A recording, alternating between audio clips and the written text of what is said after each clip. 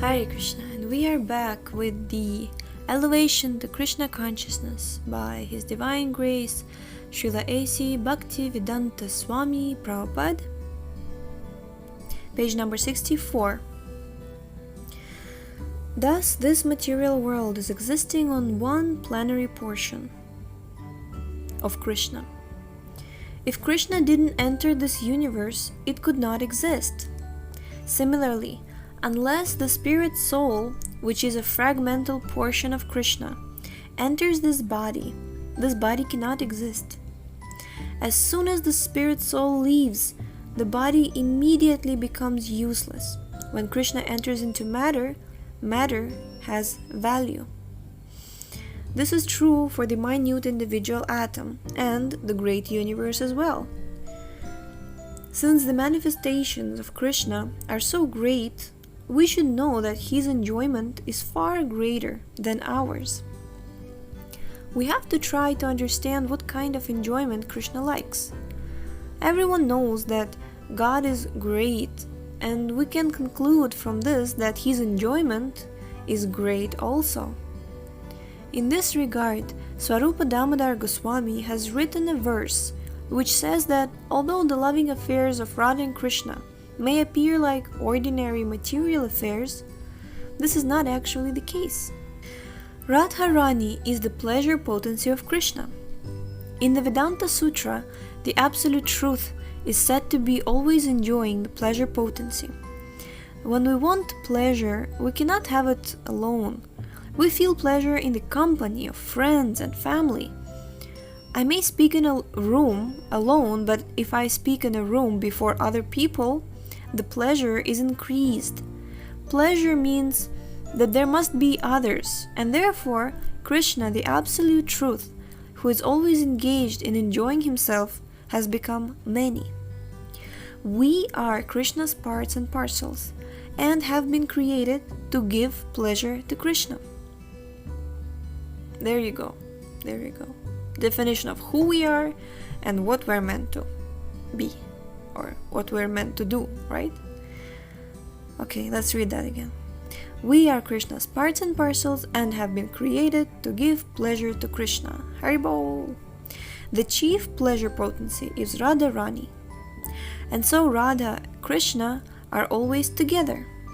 Whereas the material energy is conducted by the external potency, Maya, the spiritual world is conducted by the internal potency, Radharani. We often pray to Radharani because she is the pleasure potency of Krishna.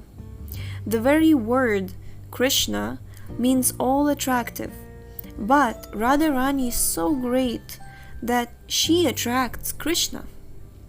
If Krishna is always attractive to everyone and Radharani is attractive to Krishna, how can we imagine the position of Srimati Radharani? We should try humbly to understand and offer her our obeisances, saying, Radharani, you are so dear to Krishna. You are the daughter of King Vrishabhanu, and you are Krishna's beloved. We offer our humble, respectful obeisances unto you.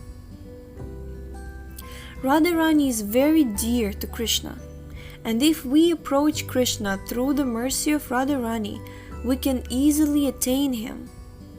If Radharani recommends a devotee, Krishna immediately accepts him, however foolish he may be.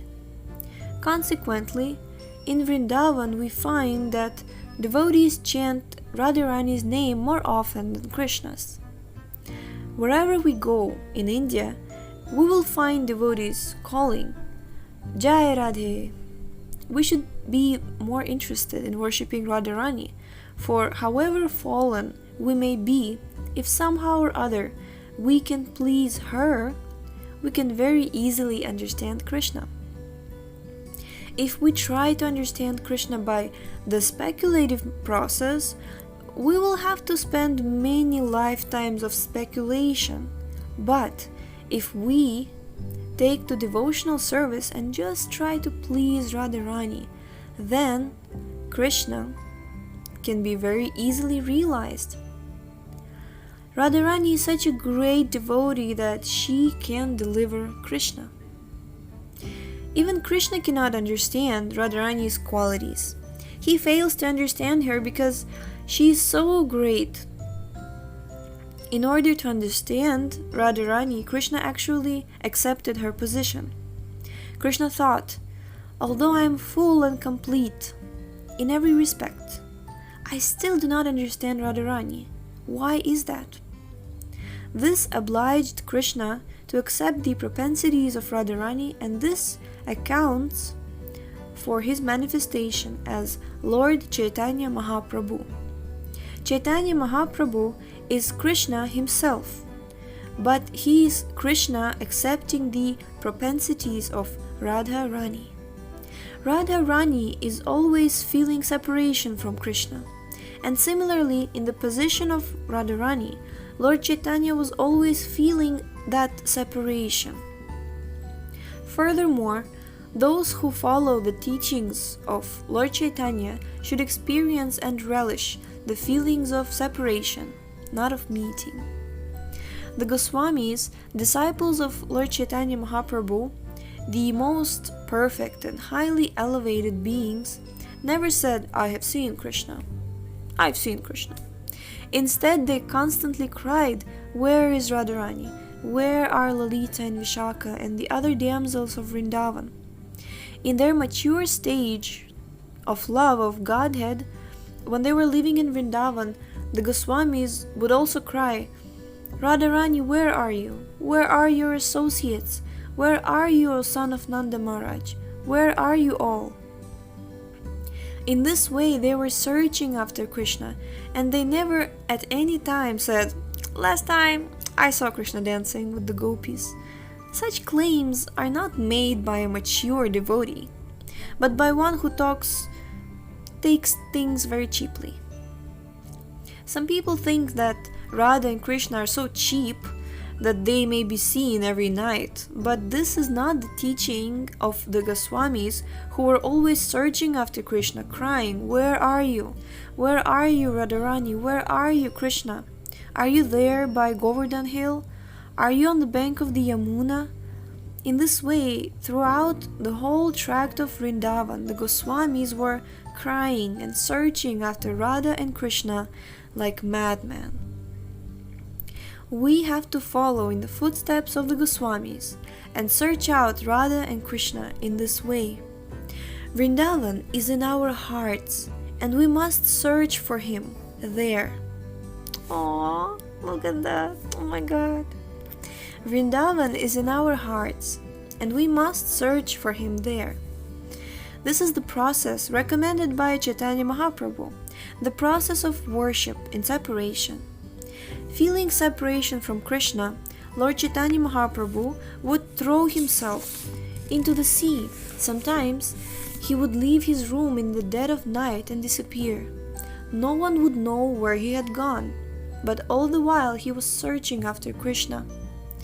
Thus, it is not that we are to enjoy the loving exchanges between Krishna and Radha like spectators at some sports show. We must feel separation from them. The more we feel separation, the more we should understand that we are advancing. With our material senses, we cannot see Krishna, nor can we even hear his name. We can begin to perceive him when we advance in devotional service. That devotional service begins with the tongue, not the legs, eyes, or ears. The tongue must be utilized to chant Hare Krishna, Krishna Krishna, Hare Hare, Hare Rama, Rama Rama, Hare Hare, and take Krishna Prasadam. Thus, the tongue has a dual function, and by utilizing it in this way, we will realize Krishna.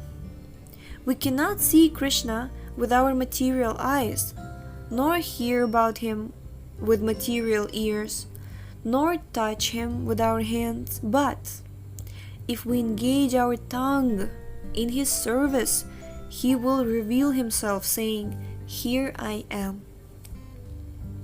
This chanting of Hare Krishna extinguishes the blazing fire of material nature. This is also the purport to the following prayer to the spiritual master.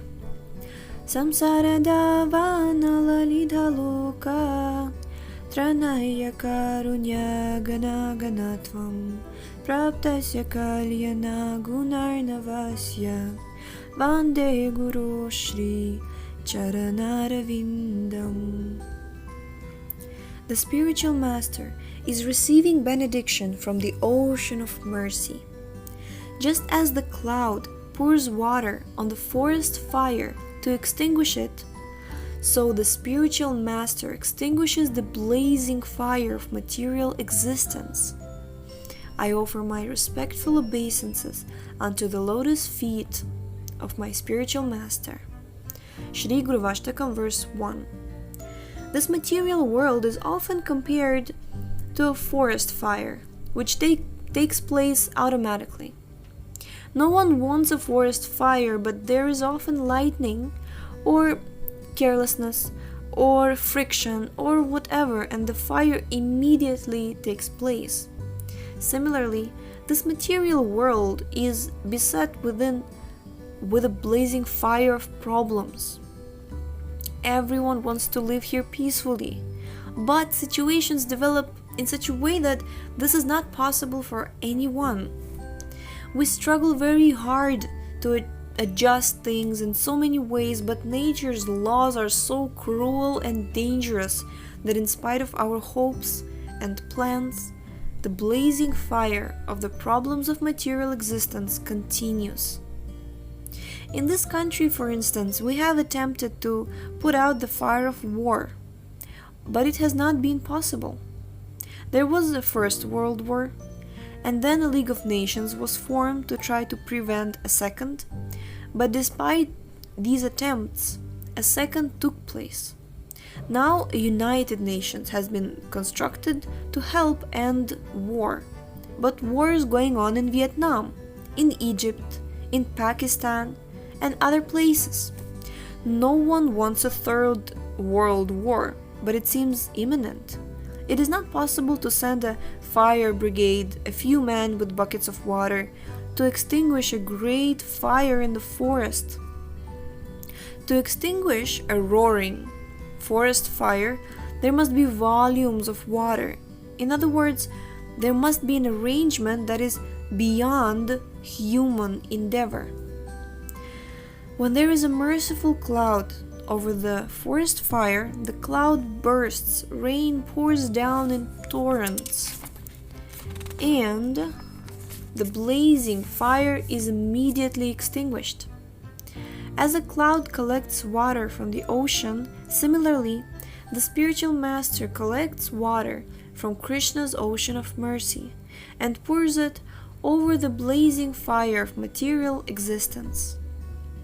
Thus, one who bestows or distributes the merciful rain of Krishna is called a spiritual master or guru. In Vedic literatures, it is said that in order to understand the transcendental science of Krishna consciousness, we must try to acquire knowledge of how to extinguish this blazing fire of problems. Scientists, philosophers, and other educated men are trying very hard to extinguish it, but the result seems to be bigger and bigger bombs. The karmis or fruitive laborers are working with heart and soul, day and night, to extinguish this fire or to diminish the miserable condition of material existence by dint of hard labor. The jnanis or philosophers are also trying, but they have become disgusted and so proclaim this world is false. Thinking this, they try to merge into the existence of the Supreme and in this way extinguish the fire. This is like the jackal who tries to pick some grapes from a vine and when he fails says, "Oh, these grapes are sour anyway." The yogis or meditators try to gain superior mystic power, to become greater than the greatest, smaller than the smallest, lighter than lightest, heavier than the heaviest. But this is just so much child's play.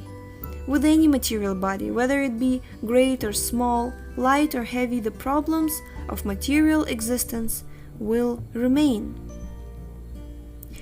In this way, one may progress from one stage to another, coming from the stage of karmi or fruitive labor to the stage of jnani or philosopher, to the stage of yogi or meditator, but in any case, one finally has to come to the platform of bhakti or devotional service. This is the real evolutionary process.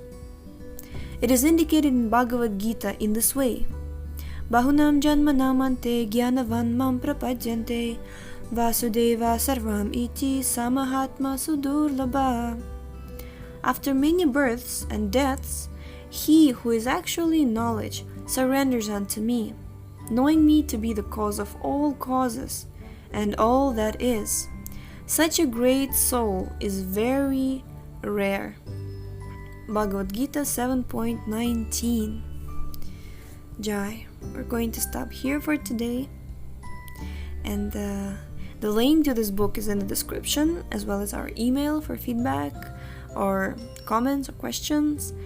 And yes, so we will continue this wonderful book in the next episode, so stay tuned. And this was Shravanam Diaries. Thank you so much for tuning in, and we'll see you next time. Hare Krishna.